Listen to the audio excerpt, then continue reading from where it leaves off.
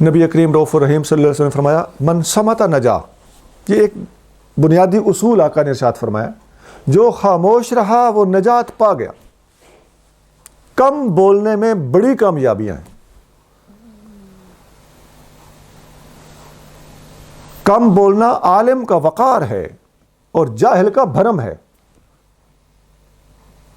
تا مرد سخن نہ گفتہ باشد، عیب و ہنرش نہ ہفتہ باشد۔ جب تک بولتا نہیں ہے، اس کے عیب، اس کی خوبیاں سب ابھی تک پوشیدہ رہتے ہیں، اس کا بھرم بنا رہتا ہے۔ تو زبان پہ کنٹرول کرنا اگر ہم نے انیشیلی سیکھا ہوا ہوتا اور ضروری بات بولتے، غیر ضروری بات نہ بولتے، تو یہ تربیت، یہ ٹریننگ اور یہ مزاج ہی ہمارے کام دیتا۔ جتنی بھی بات، جیسا حدیث میں نے سنا ہے کہ جو کم بولا وہ نجات پا گیا۔ یہ جو انگلش میں کہا جاتا ہے کہ who talks more he errs more، جو زیادہ بولتا ہے وہ زیادہ غلطیاں کرتا ہے۔ ظاہر آپ بولیں گے تو بولنے سے ہی غلطی ظاہر ہوگی نا۔ تو صوفیاء فرماتے ہیں کہ اس وقت تک نہ بولو جب تک تمہارا بولنا بنتا نہ ہو۔ جب سمجھو نا کہ اب مرتا ہوں نہیں بولتا تو، یا بہت بڑا نقصان ہوتا ہے اگر نہیں بولتا، تو پھر بول پڑو، نہیں تو خواہ مخواہ نہ بولو، چھوٹی موٹی بات پہ نہ بولو۔ ایک حدیث میں آتا ہے، نبی کریم رؤوف الرحیم صلی اللہ علیہ وسلم نے فرمایا، لمبی حدیث ہے، حضرت معاذ بن جبل رضی اللہ تعالیٰ عنہ کو حبیب کریم صلی اللہ علیہ وسلم وصیتیں فرما رہے تھے۔ آپ صلی اللہ علیہ وسلم نے اینڈ پہ فرمایا، الا اخبرک بملاک ذالک کلہ، اے معاذ میں تمہیں ساری کی ساری شریعت اور ساری کی ساری نصیحتوں کا خلاصہ بتا دوں؟ قلت بلا یا نبی اللہ، حضرت معاذ خود بیان کر رہے ہیں کہ میں نے عرض کیا یا رسول اللہ کیوں نہیں، ارشاد فرمائیے۔ ساری نصیحتوں کا خلاصہ ہو اور فرمانے والے حضور ہوں، لطف ہی آ جائے گا۔ تو فاخذ باللسان ہی، نبی کریم صلی اللہ علیہ وسلم نے اپنی زبان مبارک کو پکڑ لیا، قالا اور فرمایا، کف علیک ھذا، اس پر کنٹرول کر۔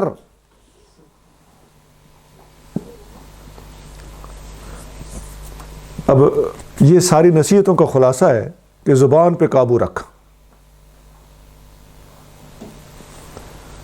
فقلت، تو میں نے عرض کیا، یا نبی اللہ وإنا لمؤاخذون بما نتکلم بہ، یا رسول اللہ جو ہم بولتے ہیں اس کی وجہ سے بھی ہمیں پکڑ ہوگی۔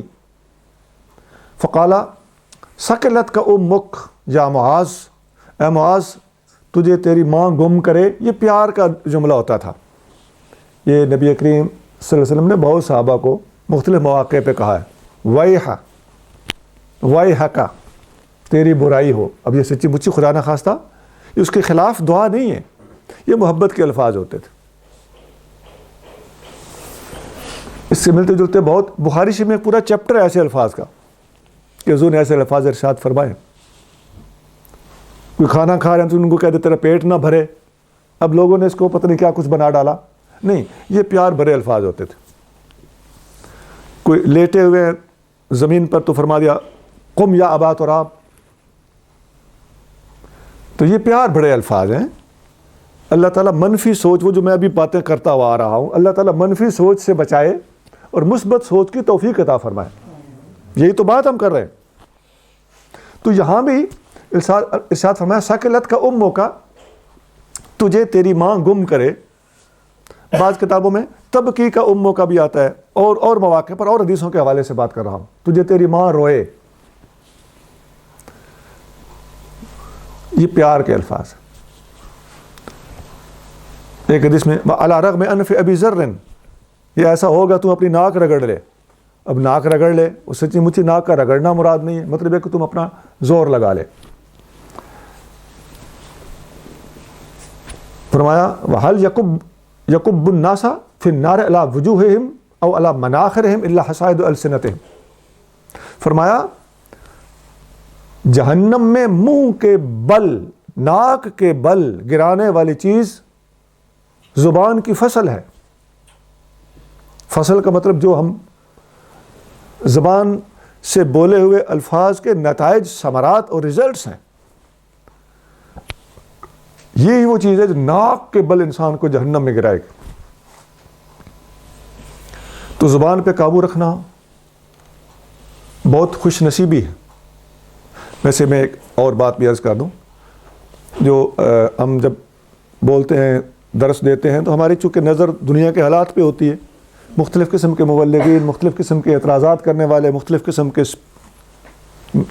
مقررین، لیکچررز مختلف ملکوں میں جا کے بیٹھے ہوئے ہیں، کوئی پاکستان میں ہے، کوئی کسی اور جگہ پہ ہے، کوئی پاکستانی ہے مگر کہیں اور چلے گئے ہیں، اس طرح کا ہو رہا ہے، ہم دیکھ رہے ہیں۔ تو میں نے ادھر مشرقی ملکوں میں شاید کسی چلے جانے والے کسی صاحب کا میں نے آج ہی خطاب سنا، بہت ضعیف العمر ہیں، دیکھنے میں ایسے لگتا تھا، تو ہیڈ ڈریس وغیرہ نہیں ہوتا ان کے، وہ ایسی خطاب مسلسل بولتے ہیں، اچھی سپیکنگ پاور ہے، لیکن بات بڑی سمجھنے والا بندہ سر پکڑ کے بیٹھ جائے، بات بنانا جانتے ہیں، تو یہ بھی ایک مشکل ہوتی ہے۔